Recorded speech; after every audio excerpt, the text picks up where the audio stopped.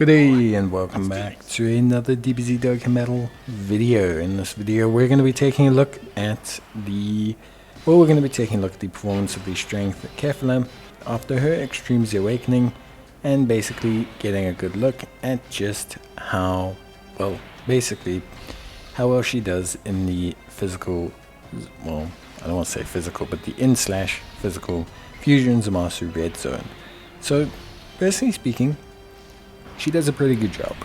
Obviously her starter turn defense before supering is not going to be high enough for her to tank the AoEs. That's just the case. It does quite a significant amount of damage to her.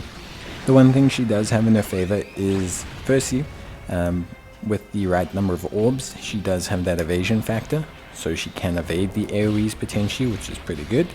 And then she also has the really good defense after super that she has.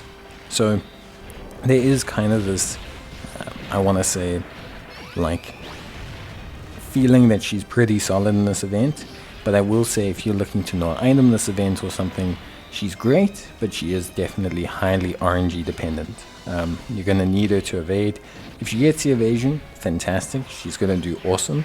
Her after super defense is more than enough to hold on to normals and take them from single digits. And her damage output is insane. You're going to see her against the physical Zamasu.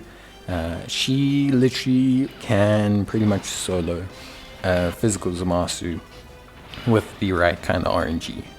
Like, she will do such a ridiculous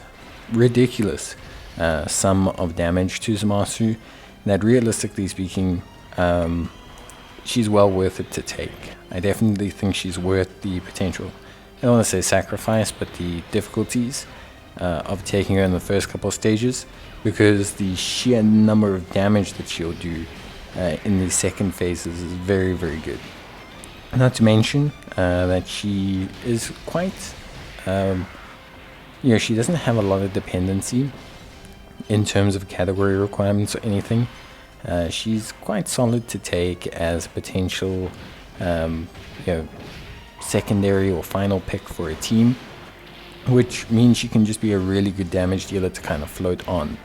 You don't have to actively have specific requirements to use her outside of the orbs. Like, if you can get the orbs, she's basically good to go, and then you don't have any real problems. So I think she's a really good choice, and she's a really strong unit. We've seen her be absolutely dominant in a ton of content, and this stage is no different. She continues to be an incredibly powerful unit that, realistically, if you can get the orbs, is absolutely fantastic. She's got that high chance of evasion. She has that 70% chance of evasion when she's in her final phase. And honestly, the fact that she doesn't need build-up, she doesn't need certain units on her team for her to function, makes it that she's actually a really good pick as like a final floating slot damage dealer for this event. Chances are you're going to get her to transform.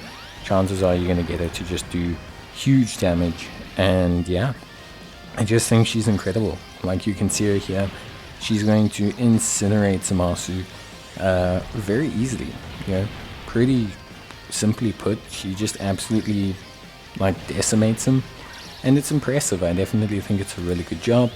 I think it's a very impressive performance by this unit, and I think ultimately at the end of the day she does a really fantastic job. So I'm, for one, very impressed with her as a unit, and I think she's great. But yeah, that's it from me. I hope you guys enjoyed the video. If you did, please consider leaving a like. It's always appreciated.